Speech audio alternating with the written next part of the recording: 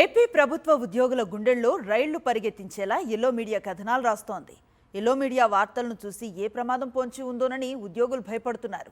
AP ఆర్థిక పరిస్థితి బాగాలేదని ఆంధ్రజ్యోతి బ్యానర్ వార్తనిచ్చింది.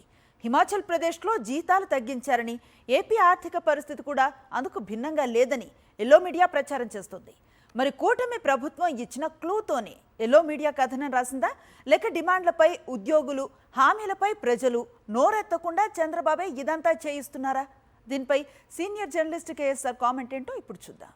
ఏపీలో ప్రభుత్వ ఉద్యోగుల గుండెల్లో రైళ్లు పరిగెత్తించే కథనమే ఇది. అందులోనూ ఎల్లో మీడియా ఈ రకమైన స్టోరీలు ఇచ్చిందంటే ఏదో ప్రమాదం పొంచి ఉందని ప్రభుత్వ ఉద్యోగులంతా భయపడుతున్నారు. హిమాచల్ ప్రదేశ్ రాష్ట్రంలో జీతాలు తగ్గించారని, ఏపీ ఆర్థిక పరిస్థితి కూడా ఇందుకు భిన్నంగా లేదని, జాగ్రత్త పడకపోతే అధోగతే అంటూ టీడీపీ పక్షాన పనిచేసే ఆంధ్రజ్యోతి ఒక బ్యానర్ వార్తనిచ్చింది. హిమాచల్ ప్రదేశ్ లో ముఖ్యమంత్రి, మంత్రులు, ఉన్నతాధికారుల జీతాల్లో 6 నెలల పాటు 30% కోత పెట్టాలని 3-4 రోజుల క్రితం రాష్ట్ర ప్రభుత్వం నిర్ణయం తీసుకుంది. ఖర్చు తగ్గించుకుంటున్నట్లు కనిపించడానికి ఆ రాష్ట్రం ఈ చర్య చేపట్టినట్టుంది. తెలుగుదేశం, జనసేన, బీజేపీ కూటమి ప్రభుత్వం దీన్ని క్లూగా వాడుకొని తన మీడియాకు ఒక లీక్ ఇచ్చినట్లు కనిపిస్తుంది. ఏపీలో ఆర్థిక పరిస్థితి అంతంతేనని, అప్పుల భారం అధికమవుతోందని, అందువల్ల ఈ రాష్ట్రంలో ఏదో ఒకటి చేయాలని రాయండని ఎల్లో మీడియాకు పురమాయించి ఉండాలి. తదనుగుణంగా ఎల్లో మీడియా రాజభక్తితో ఆ కథనాలను రాసినట్లుంది. విశేషం ఏమిటంటే, తమిళనాడులో ముఖ్యమంత్రి చంద్రబాబు నాయుడు వివిధ ఎన్నికల సభల్లో మాట్లాడుతూ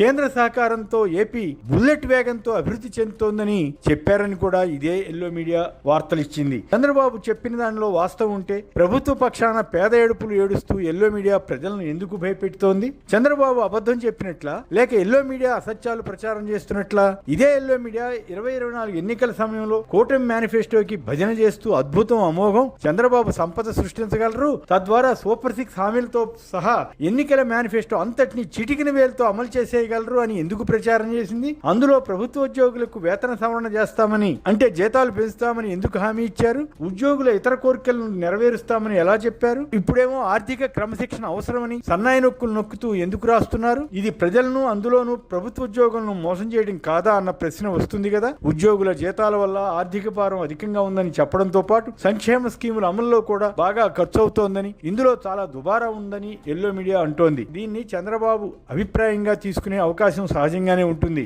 ఎందుకంటే ఆయన ఎప్పుడు ఏది చేసినా ముందుగా ఫీడ్బ్యాక్ పాజిటివ్ గా ఉందా, నెగిటివ్ గా ఉందా అన్నది చూసుకుంటారు. మొదటిసారి సీఎం అయినప్పుడే ఆయన ఇలాంటి సర్వేలు చేసుకునేవారు. 1996 లోక్సభ ఎన్నికలకు ముందు టీడీపీకి ఓటు వేయకపోతే నష్టం జరుగుతుందని, కాంగ్రెస్ గెలి సబ్సిడీ బియ్యం ధర 5 రూపాయలు అవుతుందని ప్రచారం చేసేవారు. తమకు ఎక్కువ సీట్లు వస్తే మద్య నిషేధం కొనసాగించగలుగుతామని కూడా అనేవారు.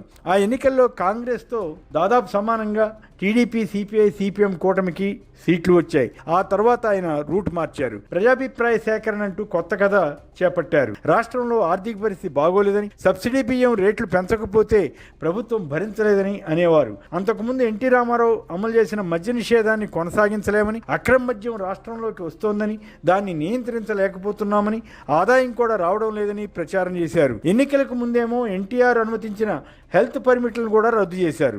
తద్వారా మద్య నిషేధంపై సీరియస్గా ఉన్నట్లు చంద్రబాబు పిక్చర్ ఇచ్చారు.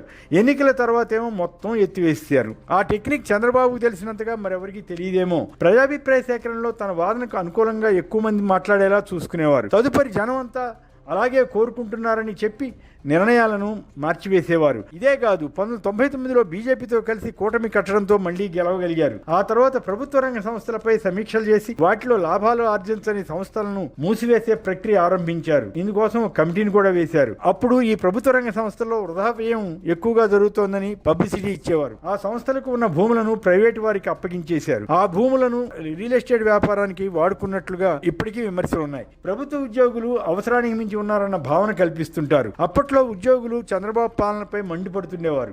అది ఎంతవరకు వెళ్ళిందంటే, చంద్రబాబు రిటైర్మెంట్ వయసును 55 ఏళ్లకు తగ్గించబోతున్నారని ఉద్యోగులంతా నమ్మేవారు.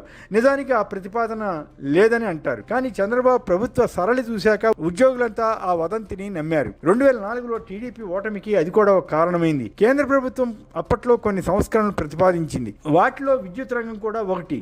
దాని ద్వారా తనకు క్రెడిట్ వస్తుందని అనుకున్న చంద్రబాబు ఆ సంస్కరణలన్నీ తనవేనని ప్రచారం చేసుకునేవారు. వ్యవసాయానికి ఉచిత విద్యుత్ ఇవ్వాలని అప్పటి ప్రతిపక్ష నేత వైఎస్ రాజశేఖర రెడ్డి ప్రతిపాదిస్తే అలా చేస్తే తీగలపై బట్టలు ఆరేసుకోవాల్సిందేనని అనేవారు. తదుపరి వైఎస్ అధికారంలోకి రావడం, దాన్ని అమలు చేయడం జరిగింది. ఆ తర్వాత అలా ఉచిత విద్యుత్ ఇచ్చిన ఘనత తనదేనని కూడా చంద్రబాబు చెప్పుకునేవారు. తదుపరి 2014లో మళ్ళీ అధికారంలోకి వచ్చాక ఆయన కూడా ఉచిత విద్యుత్తును కొనసాగించారు. అలా ఉంటుంది ఆయన తీరు. చంద్రబాబు గత టర్మ్లో ఉద్యోగుల జీతభత్యాలపై ఆంధ్రజ్యోతి యజమాని రాధాకృష్ణతో ఆయన చేసిన సంభాషణ వీడియో బయటకు వచ్చింది. ఇద్దరు కూడా ఉద్యోగుల జీతాలు అధికంగా ఉన్నాయని అభిప్రాయపడినట్లుగా ఆ వీడియో ఉండడం రాజకీయంగా చంద్రబాబుకు నష్టం చేసింది. అధికారంలో ఉంటే సంస్కరణల గురించి మాట్లాడే చంద్రబాబు విపక్షంలో ఉన్నప్పుడు మాత్రం ఆల్ ఫ్రీ అంటూ ఎక్కడ లేని వాగ్దానాలు చేస్తుంటారు. ఈసారి మహిళలకు ప్రతి నెల 1500 రూపాయలు, బలహీన వర్గాలకు 50 ఏళ్లకే పెన్షన్ తదితర సుమారు 150 హామీలు ఇచ్చారు. వాటన్నిటి ఖర్చు ఏడాదికి 1,50,000 కోట్లు అవుతుందని అప్పటి ముఖ్యమంత్రి జగన్ అంటే, చంద్రబాబు, పవన్ కళ్యాణ్ తదితర కూటమి నేతలు తాము సంపద సృష్టిస్తామని, వాటిని అమలు చేసి చూపిస్తామని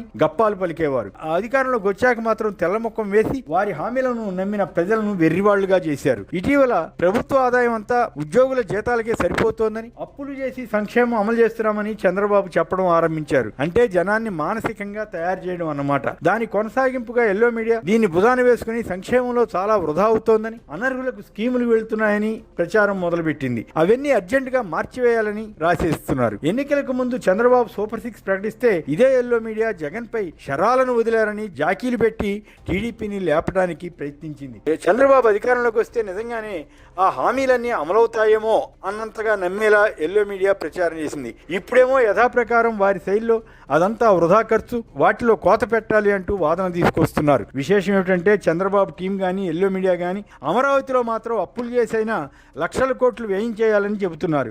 మరి అది ఎవరి ప్రయోజనాల కోసం? ప్రభుత్వ ఉద్యోగులకు చంద్రబాబు, పవన్ కళ్యాణ్ కలిసి ఇచ్చిన హామీల గురించి అడగకుండా, పీఆర్సీతో పాటు బకాయిల చెల్లింపు మొదలైన వాటి గురించి మాట్లాడకుండా ఎల్లో మీడియా ద్వారా ఈ రకమైన బెదిరింపులు చేశారా అన్న అనుమానం వస్తుంది. జీతాలు ఇస్తే చాలు, ఉద్యోగాలుంటే చాలు అన్న అభిప్రాయం కలిగిస్తే ఏ ఉద్యోగ సంఘం నేత ఉద్యోగుల తరపున డిమాండ్ల ఊసెత్తడానికి, గజగజలాడడానికి ఈ కథనాలు సృష్టించినట్లుగా ఉంది. ప్రజలు సంక్షేమానికి సంబంధించి ఇచ్చిన హామీల గురించి అడగకుండా రాష్ట్ర ప్రయోజనాలపైనే మాట్లాడుకోవాలన్నది వీరి లక్ష్యం. ఏరు దాటే వరకు ఓడ మల్లన్న, ఏరు దాటాక బోడి మల్లన్న అన్నట్లుగా కూటమితో పాటు ఎల్లో మీడియా పనిచేస్తోందన్న విమర్శలు వస్తున్నాయి. ఏదేమైనా ఈ కథనాలు చూస్తే ఉద్యోగులతో పాటు ఏపీ ప్రజలు మరోసారి మోసపోయారని అనుకోవాల్సిందేనా?